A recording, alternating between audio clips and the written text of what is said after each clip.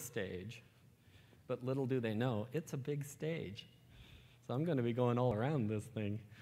Oh my God, I am so excited about this presentation because even though a lot of the information is already out there, we're really not broadcasting a lot of what's happening out there. And I really want to thank everyone for, okay, I'm not going to cry this time.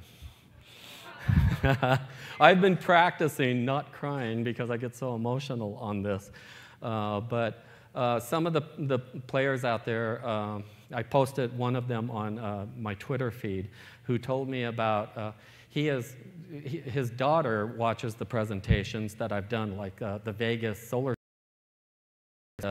His daughter took that back to school and showed the teacher, and the teacher watched the EVE Online presentation and then changed her curriculum in the class to teach their children well.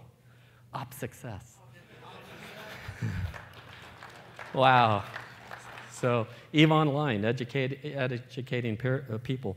So just so you know, if one of you cameramen can zoom in on that, I am watching the Twitch feed, folks. So when you say, get that old man off the stage, no.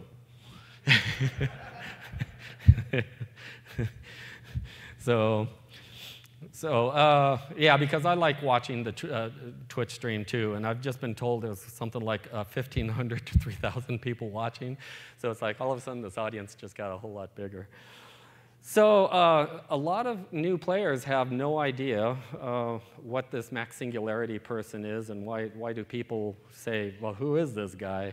And it's really kind of funny because I've been sitting in the audience and you know, I don't expect it. I'm just a player just like everybody else. But then all of a sudden there's whispers behind me. It's like, you know who that is? I'm like, quit it, quit it.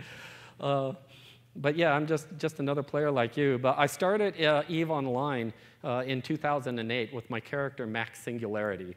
And at that time, I just wrote a role-play story about him, that he was an Amarian admiral, and that he was a priest, you know, an admiral priest, which in the Amar, you know, that's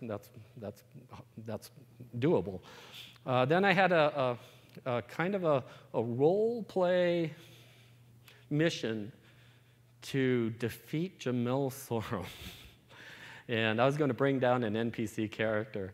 And that's impossible to do in any gaming world. But CCP, they decided to play. And, you know, dominoes being dominoes, the drifters ended up killing Jamil and maybe had something to do with that. I don't know. So it was really kind of cool. But what happened was in a darker part of this story, in 2014 and 2015, I had 7 friends commit suicide. Some were EVE players, some were coworkers, some were just friends, and it really hit me pretty hard.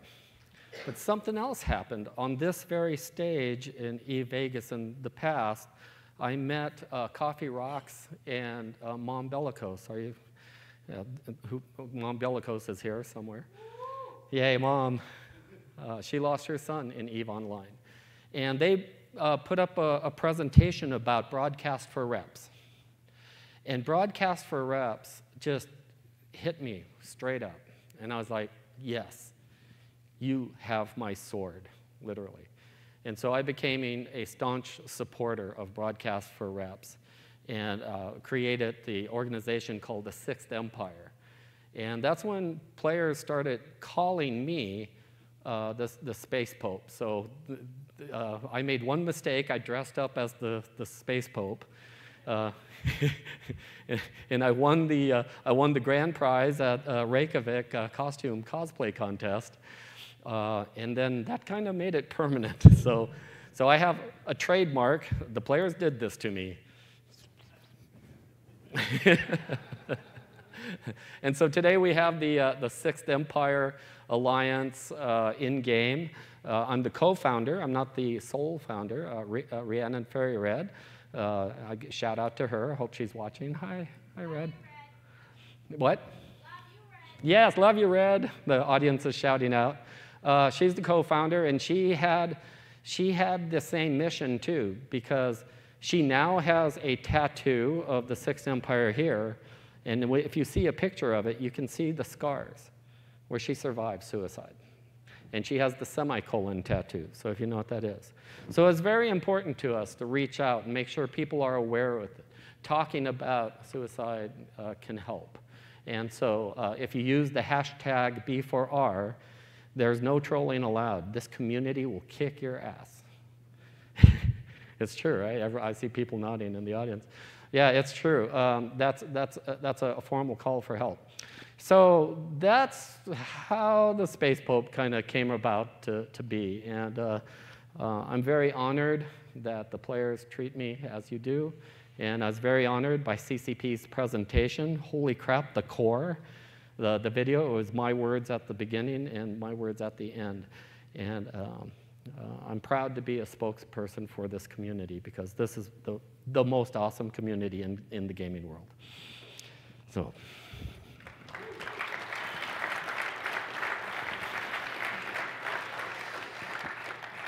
I've tried to keep an air gap between my game life, my family life, my Burning Man life, and my NASA life. Good luck, they said. Unfortunately, there's this thing called the internet, and you can't really hide behind those walls. So it's kind of been merging in. So I thought, you know, why hide this? Spreading the message about the Sixth Empire and what we're doing is kind of a good thing. So hold my beer, kid. I got this. So yeah, my boss said, wait, you're the Space Pope, aren't you? I was going, oh, God. And he outed me during a meeting. So I was like, wow, OK, here we go. And you know, being outed at your workplace is kind of interesting. And there's rumors going around. So I'm just going to tear down all the walls. Yeah, it's true. I do work for NASA. 32 years I've worked for NASA Jet Propulsion Laboratory, and it's just been an awesome, awesome career. I just recently announced my semi-retirement. I'm going to have 52 four-day weekends a year. Yeah. My Sixth Empire diplomat, Ivy, just yelled out, more time for Eve. So yeah, so I have seen things. As you can see by the photos here, I've met some very interesting people. That is Neil deGrasse Tyson up there. But the most famous personality I got to meet was Carl Sagan. And I was only in my 20s, and he's the person who inspired me to work at JPL. And he and I got to spend 90 minutes face-to-face. And to this very day, it's one of the best 90 minutes of my entire life. I'm not going to cry, I'm not going to cry, I'm not going to cry. Walk away, walk away, walk over here, walk over here. OK, see, that worked. OK, last time I ran off the stage at Toronto. Whew, that was like, no questions, bye. One of the pictures there, you see the rover wheels. And what I do for NASA is I'm a knowledge management analyst, formerly the deputy chief knowledge officer of JPL. But since I'm going part-time, I can't have such a lofty title. So I'm a knowledge management analyst. And as an analyst, I write lessons learned. And there you see me holding one of the rover wheels that we did testing on, where the Mars rover, in its extended mission, has been running over rocks. And this was a new word for me to learn. I didn't know what this word meant. Geologists will know it, but I'll teach you. It's called a ventifact. A ventifact is a rock that is embedded in a hard material, kind of like a concrete or a very stiff mud. And it doesn't give way when you roll over it. And it doesn't even have to be sharp. It could be rounded. But it forced the rover into that, and these wheels are aluminum. And so I write a document called a lesson learned. In lessons learned, take the information that we learned, and it allows NASA to become smarter. because we learn these lessons, and then we can apply that to the next rover. So if you see in the picture, he's holding another wheel, and that's the wheel that's going to be used on the new Mars 2020, which is launching in July, and it's under construction right now. And I didn't bring any pictures. I wish I did, but it's so awesome. It's so awesome. But that being said, this presentation is not an official NASA presentation. I am not a spokesperson for NASA or JPL or Caltech or EVE Online even. So I'm going to have a little disclaimer here. This presentation is by Charles White. So excuse me for a second. Wardrobe changes seem to be a thing recently. So I'm going to turn into private citizen Charles White. And this way, my bad jokes and humor is in no way representative of NASA, Caltech, or JPL.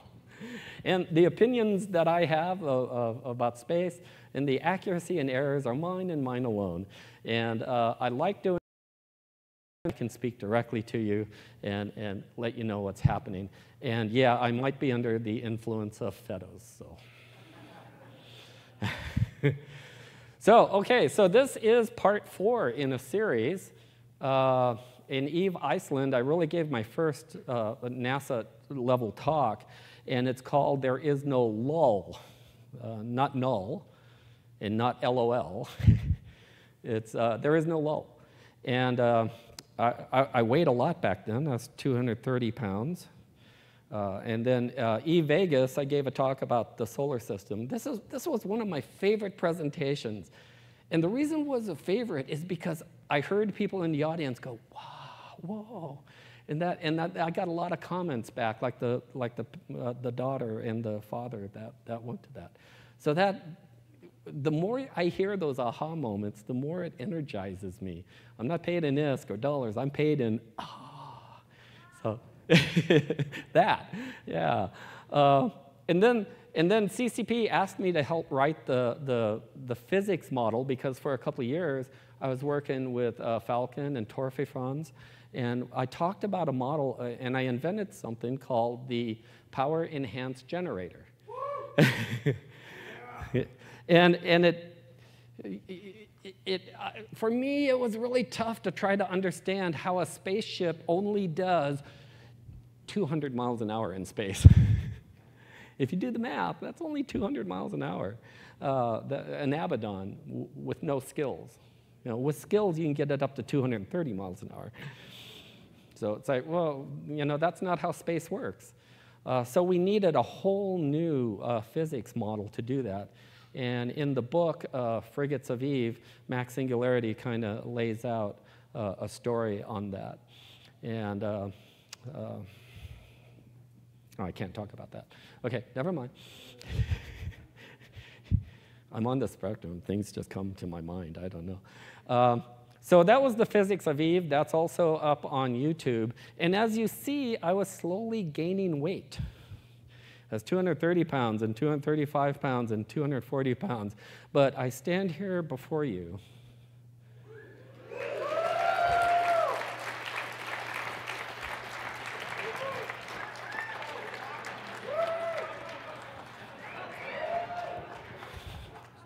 Jesus Christ. I think I gained a pound back last night. So that's my long introduction to my talk. So I'm also known for long introductions. So on to our feature presentation, Return to the Moon. This is man, there's just so much information out there. And there's Walter Cronkite who brought to get, I can't get the Walter Cronkite yet. One more disclaimer. Always in motion is the future. All right. I'm not going to talk about the new heavy lift rockets. Look these up on YouTube. There's so much information about what's happening and what's coming soon, TM. The Vulcan Center by the United Launch Alliance. I mean, everyone talks about SpaceX, and yeah, Starship is there. SpaceX gets a lot of the press. They know how to brand, and so that's pretty good. But there's another huge rocket called the New Glenn, and it's being made by Blue Origin. And Blue Origin, by the way, is the first people to actually stick a return landing before SpaceX. There's a little rivalry between the two. But you don't hear about it. Their PR is just not as good as SpaceX. And then they're talking about a commercial SLS, which is NASA as well. And then future funding, you know, how can you ever talk about that? However, I can say this. I was in the hotel room, and Jim Bridenstine, the administrator of NASA, had a presentation. I couldn't modify my slides because they're in the can. But they're changing how NASA does business. So it would take us a couple years, basically, to buy a rocket that NASA owns. A couple years, 4 or 5 years. By that time, we change presidents. So then it takes 4 or 5 years to buy a rocket. We've figured out a new way of doing business at NASA. We don't buy the rocket. We buy a rocket service. Oh, now all those big rockets give us a service. They own the rocket. We just buy the service to lift us up. That means things can go faster now. And so it's a whole new contracting methodology that we're looking into. So some of these dates, you know, might be tongue-in-cheek, but it might happen. So with that based in mind, now let's talk about Walter Cronkite. Okay, big sigh. I think I need some water because I'm excited now. See, you can see how nervous I am now. Okay, yeah, that's me and my mom. Rest in peace. I love you. Oh, look, I'm taking water there too. That's me and my mom sitting on our old leather couch, and we would watch the black and white television. Old man things that I say. Well, in my day, this was a spacecraft, and that's the way it was. And there was a journalist out there, and his name was Walter Cronkite. I really feel sorry for all of you who have never known the integrity, the honor, and the truth that you would get from Walter Cronkite in the news agencies of that time. Yeah, it's changed. Everything's based on the clickbait. Make an article that makes you click on it. New NASA invents warp drive. No, it's clickbait. There's a lot of stuff that's clickbait journalism. And this was the last real journalist that actually reported. And that's what got me excited about the space program. When Apollo 13 had its crisis, and I was only 11 years old, that was the first time I stayed awake for 24 hours in my life. And I know the exact day, because I was so concerned for the astronauts, even as a kid. My mom kept telling me, go to bed, go to bed. And I just sat there and watched the black and white, or then it was a little bit of color, TV at that time. But this was the Apollo rocket. This was the Saturn V rocket. And it was a huge rocket. And unfortunately, I never got to see one launch. So we were going to the moon. And it looked like there was this huge race to build up a colony on the moon. And I was so excited because that was 1970s. And today it's 2019. Where's my moon base? Seriously, there should be 10,000, 20,000 people living on the moon. But we lost our way. We lost our path. We lost our desire. We lost the goal and the drive to go there. And people were saying, well, why do we go there? There's not much there anyway. So I have some news for you. We are returning to the moon. And this time,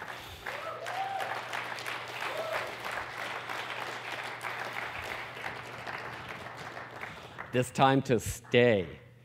We are going to prepare for our next giant leap. It's one giant leap for man. One giant leap for mankind. Did I screw that up? One giant leap for mankind. One small step for a man. One giant leap for mankind. There, I got it. Okay. I got to pay a fine. Okay, fine.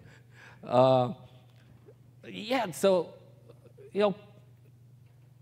This is important that we do this, that we prepare for this giant leap. Mars is really, really far away.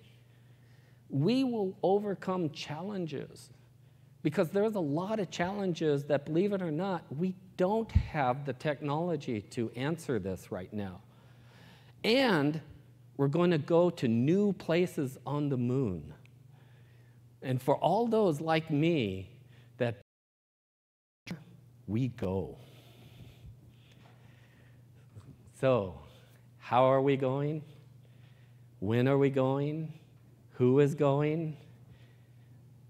Twitch TV, prepare for this video, because this is probably enough to make me cry again. 50 years ago, we went to the moon. We called it Apollo.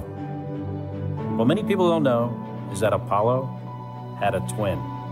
She was a woman named Artemis, goddess of the moon.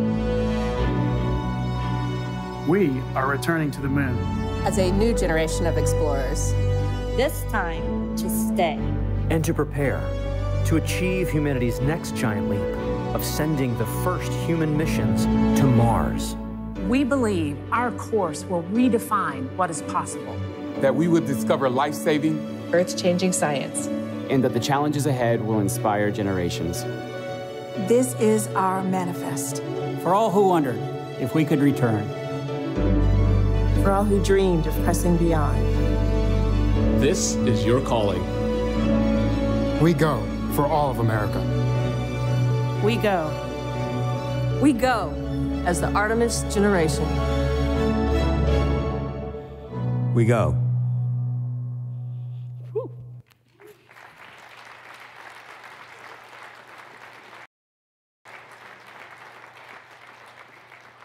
We go. Yeah, we do go. You know, this is going to be, I was going to wear that suit, but then I chickened out. So, yeah, we go. This is amazing. So, checking the Twitch stream.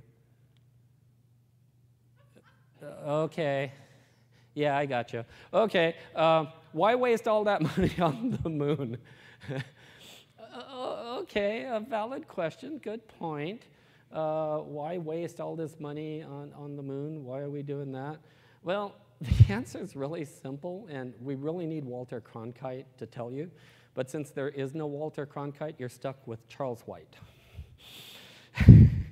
Give me one ISK, I'll give you 14.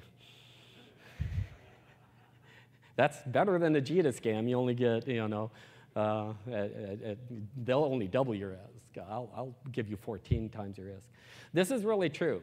For every dollar invested by the government in NASA over the years, the American economy and other countries around the world have seen $7 to $14 in new revenue from the spin-offs and the licensing agreements.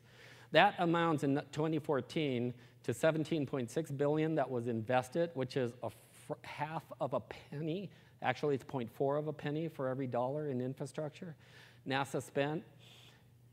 Paid out $246 billion in technology. And all that money that we spend on NASA, none of that money is spent in space. That money was spent on these two molars right here that cost around $1,200 each. But seriously, that was paid for by NASA JPL money and the insurance companies. And that money is spent in the United States. We don't spend it in space. There's no 7-Elevens in space, you know, where you can buy stuff. And each state of the union gets a significant amount of money. I guess it's not a valid Eve presentation unless there's a graph. So, so yeah, all 50 states. And what do I mean by that $248 million that's spent from the NASA space program? Well, how many people here have a cordless drill, like the Black & Decker drill? Or have you gone to the doctor and they put, they just point to your ear and it gets your thermometer? Do you have a cell phone? Do you drive on tires? Yeah, freeze-dried food? Water purification, disaster relief, solar panels, even better milk for babies. The dust buster. The old dust buster. A lot of these technologies that are developed for NASA were spun off to create the technologies that we use for everyday life. And one of the most important ones, since we're going to the Omnia nightclub, LEDs, baby. So I really encourage you to do some homework. Go to spinoff.nasa.gov, and each year there's a different report that's in there, and it talks all about the technologies. And so next time you hear someone in space, we're wasting that money, is like, we're investing that money. You're investing in your future. So back to our regularly scheduled program. Yeah, okay. I guess they're doing okay. So Apollo had a twin sister, and her name is Artemis. And also, again, I couldn't update the presentation, but just Wednesday, NASA introduced a new logo. Yeah, search that one out on Google. Not homework assignment, too. It's really beautiful. But we found something that Apollo didn't know about. In 2008, we got a direct indication that there's water at the south pole of the moon. What? Trolls are like, what? Water? That changes everything. It does change everything. Because now if we have water on the moon, that's one of the first requirements to settle, like the West, to settle a new place. We need water. Because we can get oxygen from the water, H2O. So, you know, it's kind of funny. You have oxygen, which is flammable, and you have hydrogen that is flammable. Put them together and you can drink it. Whoa. Yeah, that water on the moon. And there's lots of it, not just a little bit. And we can use the oxygen for breathing, and we can use the hydrogen for rocket fuel. So there's already some resources on the moon that we can already use. And we discovered it in about 2008, 2009, but we confirmed it for the first time just a year ago in 2018. Yeah, it's really there. It's not just an observation. The water is actually on the moon. But wait, there is more. We need the moon to go before Mars. If I start in my semi-retirement, my friends have started me hiking, if you've been watching my Twitter feed. And I went hiking in the Sierras for the first time in 40 years. And so I tell people as I'm retiring, I'm investing in titanium. They're like, oh, is titanium paying out? I said, no, I'm losing money like you wouldn't believe. Titanium stove, titanium spoons, titanium cookware, titanium backpack. That's what's kind of needed to be very lightweight.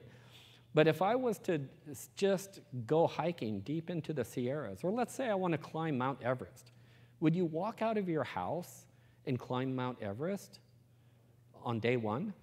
You could, but there's a lot of dead bodies on Mount Everest to this very day. And I guarantee you, if we tried to do that, it's not going to be very good if we just make one giant jump to Mars. We need the moon. The moon is only 3 days away. Mars is 9 months one way. And then with the open window to come back using gravity mechanics, it can take up to 2 to 4 years. That's a long way away if you get a flat tire. So fine, the trolls say we go. So what is the plan? All right. Well, the plan is we're going to need a new type of lander because the Apollo lander was, I'm going to use the term, and it's probably not politically correct or accurate even, but the Apollo, the first Apollo, like the Eagle has landed. The Eagle was disposable. It landed, we came back, and we left the lander base there, and we left the capsule out, and it was disposable. We can't keep disposing our hardware. We have to reuse them again. So we're going to need a new lander, and this is, it doesn't look as, I was going to say it doesn't look as pretty, but none of them looked pretty. But it's a whole new platform. It's going to be able to descend, it'll ascend, it'll have a transfer orbit, and we need to refuel and use it again over and over again. So this is one of the key things to the new program. And maybe they can pretty them up a little bit, who knows. They might have a couple conceptual designs. None of this, like CCP in ship design, this is a work in progress. None of it may look like this, or it might. It depends what it looks like. But we looked at a couple of different ideas. And one of them was a single lunar lander from Earth to the moon. It can't be done. We don't have a launch vehicle big enough to do that. How about a two-stage option like we did? Well, we were only on the moon for a few hours and a day or two. So we want to stay longer. So a two-stage option is not the answer. So what about a three-stage option? That's the answer. We're going to go with a three-stage option for the lander. So there's going to be an ascent element. There's going to be a descent element that comes down and lands. And then what'll stay in space is this transfer vehicle. The transfer vehicle will move it from a low lunar altitude to a higher lunar altitude to something else.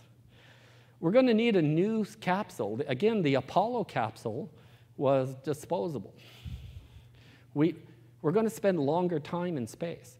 We're going to spend many more days in space. So we need a deep space model of the capsule. And we've been developing over a couple of years Orion. And the front part, the capsule, is Orion. That's made in the United States. And the rear part is the European Service Module, the ESM, and that's made in Europe. And so it's a combined effort. And this will be solar powered to generate electricity, and it'll allow us to stay in space for a long, long time. So, and it's a much larger capsule too. It'll be the largest heat shield ever created for a spacecraft as well. And so there's the European Service Module with the solar array and the main engine underneath, which is also new. The solar arrays can unfold. And so it's a whole new, exciting platform that's ready to go. And the European Service Module is a multi-European effort. So even Norway, maybe I'll move to Norway, be a space scientist in Norway. I don't know. Apparently it's there. But there you go, Finland, Norway, Germany, all those locations, they all have something to do with this new program. What I'm trying to tell you is this isn't just conceptual. We're starting this. We're working on this. But we're going to need a new rocket. We're going to need an entire new rocket. And your homework assignment, again, is watch my There Is No Lull presentation, because I talk about the building of the new rocket system. It's not just one rocket. It's a system. That's why we call it the Space Launch System. And it has a couple different blocks. That comes in two flavors, a crew version and a cargo version. So it's got the Atron and the Badger version, I guess. So and so this new system not only needs new rockets, but we needed an entirely new launch tower as well. And we had to rebuild the entire base. But I have some more pictures. I'll try to show you that too. But are you ready? Are you ready? I'm not. I'm so excited. We need something totally new. Wait, what? This is a new space station. It's going to be a space station that's going to orbit the moon. We call it Gateway. Gateway is very interesting because what it's going to allow us to do, it's going to save us the round trip from Earth back to Gateway. Since we can get into orbit without dealing with entry, descent, and landing, we can take care of any problems at the Gateway. It's also a gas station. It's also a supplies for food, because we can run unmanned cargo spacecraft back and forth from the Earth to the Gateway, and then those new landers can come up and refuel and get new food and go back down. So this is a real critical part of this program. And we're going to need a few other cool things. What we're going to need is some remote probes, small robotic probes. These are robots. And these are all going to be a service. We're going to work with the commercial providers, and they're going to provide us a service to go explore where that water is. And they're going to go in advance. And I have an announcement for you. This just came out a couple days ago. And this is the big boss, Jim Bridenstine. I mean, this is the administrator of NASA. And I'm just some guy. So here is again, I'm not representing NASA, but here is an official announcement by the big boss. The Artemis program is pressing forward to the moon, and science is leading the way. We go to inspire generations and to bring home ideas and discoveries that will benefit all of humanity. To do this, we must better understand the makeup of the moon. We must study areas of the lunar surface where no human or rover has ever been before. Today we announce an initiative that further demonstrates how this effort is unlike any before it. Today, NASA becomes a customer of commercial partners who will deliver our science instruments and our lunar technology to the surface of the moon. This is a crucial step in our ongoing success. NASA is proud to announce that the first commercial payloads to the lunar surface will be provided by Astrobotic, Intuitive Machines, and Orbit Beyond. These companies are prime examples of American ingenuity, vision, and know-how. Because of these landers and the instruments they deliver, the science, technology, and research that will be done in the immediate future will prepare the way for humanity's return to the moon by 2024. We are going. We are going.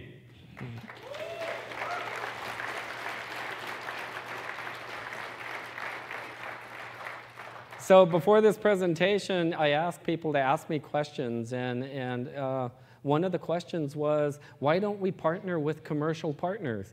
Well, my answer to all of you that have asked that, good idea. That's a great idea. Good thing that was your idea. Because we are fully participating with the commercial environment, and we are hiring these services to go out there and do that.